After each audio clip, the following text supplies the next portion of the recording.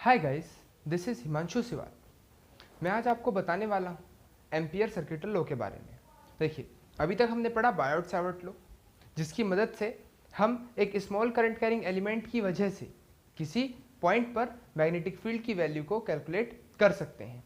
अब मुझे जानना है कि मैं कंप्लीट किसी वायर की वजह से अगर एक साथ निकालना चाहूँ मैग्नेटिक फील्ड, मतलब एम्पियर सर्किटल लॉ भी हमें मैग्नेटिक फील्ड की वैल्यू के लिए ही डील करता है, लेकिन ये इजी होगा to apply as compared to Biot Savart law, क्योंकि बायोट सावर्ट लॉ में हम स्मॉल एलिमेंट की वजह से निकालते हैं, फिर डायरेक्शन देखते हैं, देन इंटीग्रेशन करते हैं, तब जाके कंप्लीट हमारा आंसर आता है।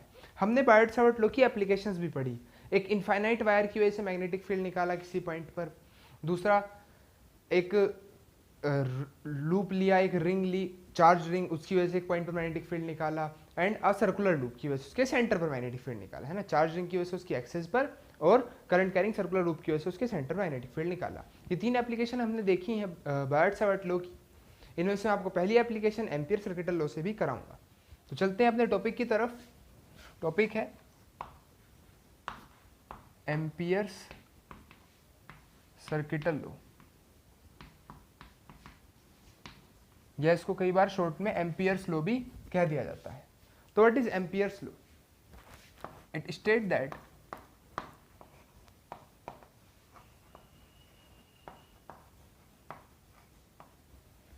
line integral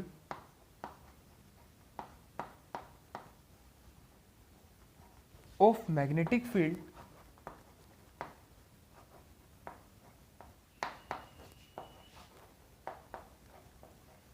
around any closed loop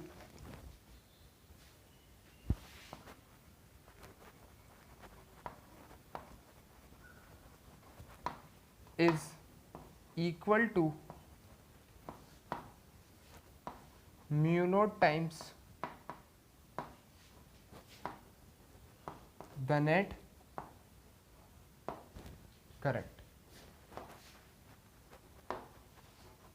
inside the loop।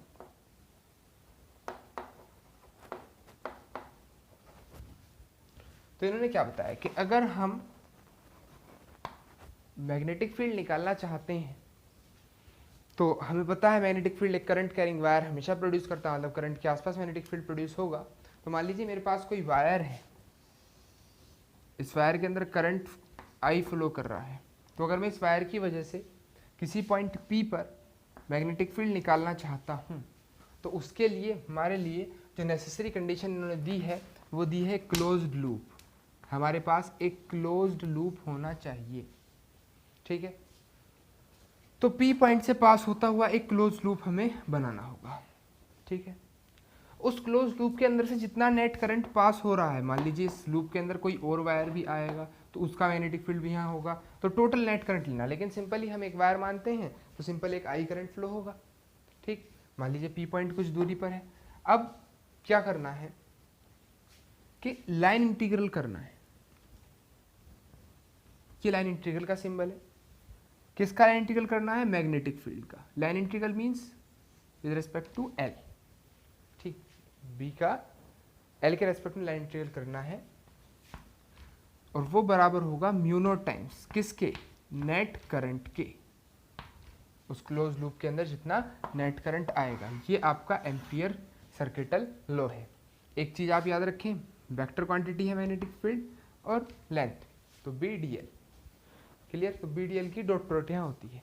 तो line integral of magnetic field is equals to mu naught times the net current enclosed by the loop. ये आपका एम्पियर सर्किटल लॉ है, ठीक है। बात समझ में आ रही है आपको? It state that line integral of magnetic field around any close loop is equal to mu naught times the net current inside the loop. देखिए इस सिंबल से आप घबराए ना, ये सिंबल बस लाइन इंटीग्रल का है, करना आपको सिंपल इंटीग्रेशन ही, ठीक है। चलिए इसकी एप्लीकेशन हम देखते हैं।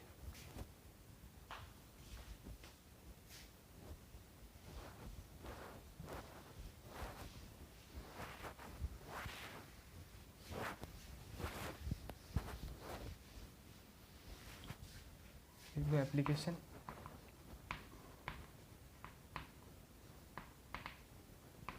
Of Ampere circuital law.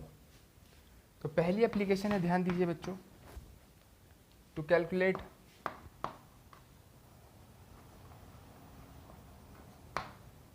Magnetic field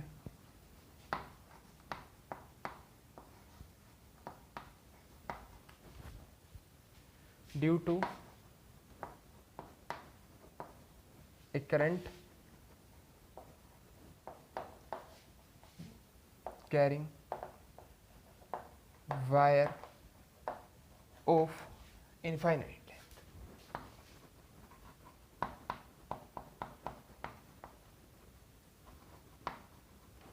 ठीक है, तो हमारी एप्लीकेशन है कि हमें मैग्नेटिक फील्ड कैलकुलेट करना है एक करंट कैरिंग वायर की वजह से जिसकी इनफाइनाइट लेंथ है।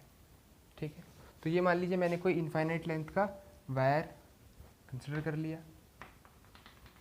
ठीक, इस पॉइंट पर मुझे मैग्नेटिक फील्ड कैलकुलेट करना है, तो उसको कैलकुलेट करने के लिए मुझे यहाँ से एक क्लोज लूप बनाना पड़ेगा। मान लीजिए आर रेडियस का मैंने एक क्लोज लूप बनाया, तो मैं डायरेक्ट यूज करूंगा अकॉर्डिंग टू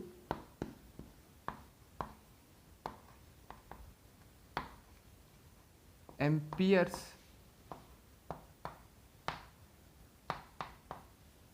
सर्किटल लॉ।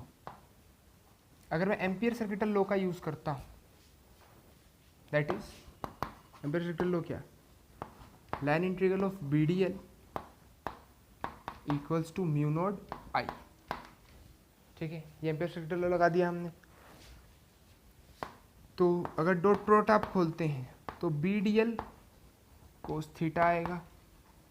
देखिए मैं आपको समझाऊं, तो ये करंट कैरिंग एलिमेंट है, मान लीजिए I, ऊपर की तरफ करंट जा रहा है। तो ऐसे अगर करंट जा रहा है तो मैग्नेटिक फील्ड की डायरेक्शन निकालने के लिए आपको रूल बताया था, राइट हैंड थंब रूल। आप इस वायर को अपने राइट हैंड में पकड़ें और जो फिंगर्स की डायरेक्शन ऐसे घूम के आ रही है वो आपकी मैग्नेटिक फील्ड डायरेक्शन होगी, यानी ये जो डायरेक्शन है वो किसकी है, मैग्नेटिक फील्ड की है। और DL जो लूप बनाया है ये भी उसी प्लेन पर बना हुआ है भाई, मतलब मान लीजिए ये आपका वायर है, तो इस प्लेन पर अगर ये लूप बना है DL, तो इसी प्लेन पर मैग्नेटिक फील्ड घूम रहा है ऐसे। तो मैं कह सकता हूँ इनके बीच का जो थीटा है वो थीटा क्या है, 0 डिग्री है, और 0 डिग्री होगा तो कोस 0 की वैल्यू 1 आ जाएगी, यानी BDL इक्वल्स टू आ गया आपका mu naught I। Now as we know B तो कांस्टेंट है, बाहर आ जाएगा, DL का इंटीग्रेशन आएगा L वेयर, जहां पर L क्या है,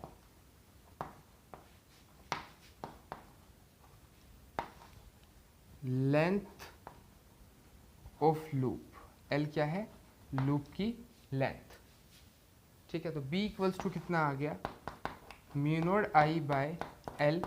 और इस लूप की अगर मैं लेंथ निकालूं तो आपको पता है ये सर्कुलर लूप बनाया है, तो इसकी लेंथ कितनी होगी, 2πr। तो B equals to mu naught I by 2πr। आप चेक कर सकते हैं ये डेरिवेशन हमने बायोट-सैवर्ट लॉ की एप्लीकेशन के थ्रू भी किया है। बायोट-सैवर्ट लॉ की मदद से हमने मैग्नेटिक फील्ड निकाला था एक फाइनाइट वायर की वजह से, और फाइनाइट वायर की वजह से मैग्नेटिक फील्ड निकालने के बाद हमने लास्ट में φ1 φ2 को 90 पुट कर दिया था, तो हमारा जो आंसर है वो B equals to mu naught I by 2πr आ गया था। ठीक है, तो क्या होगा, हम मैग्नेटिक फील्ड निकाल सकते हैं बायोट-सैवर्ट लॉ से भी और एम्पियर सर्किटल लॉ से भी, लेकिन ये हमारे लिए काफ़ी ईजी मेथड पड़ गया है। ठीक, तो बायोट-सैवर्ट लॉ की मदद से भी हमने निकाला, इससे भी हमने निकाला। आप एग्जाम में आएगा तो या तो आपको लिख के देंगे किस लॉ से निकालना, नहीं तो आप कोई सा भी डेरिवेशन वहाँ कर सकते हैं। दूसरी बात, इस लॉ के थ्रू अब मैं आपको जो नेक्स्ट डेरिवेशन कराऊंगा वो सेम नहीं कराने वाला। अब मैं आपको क्या कराऊंगा, सोलेनोइड की वजह से मैग्नेटिक फील्ड निकालना, क्योंकि वो फाइंड करना मतलब वो सिर्फ एम्पियर सर्किटल लॉ से ही फाइंड हो सकता है, क्योंकि ampere circuital law most of the complex situations में भी अप्लाई हो सकता है जहां पर बायोट-सैवर्ट लॉ नहीं होता। तो सोलेनोइड और एक टोरॉइड होता है, तो सोलेनोइड और टोरॉइड होता है, उसकी वजह से हम मैग्नेटिक फील्ड निकालना अपनी नेक्स्ट वीडियो में सीखेंगे। तब तक आप इसकी अच्छे से प्रैक्टिस कीजिए। चलिए इतना ही रखते हैं, थैंक यू।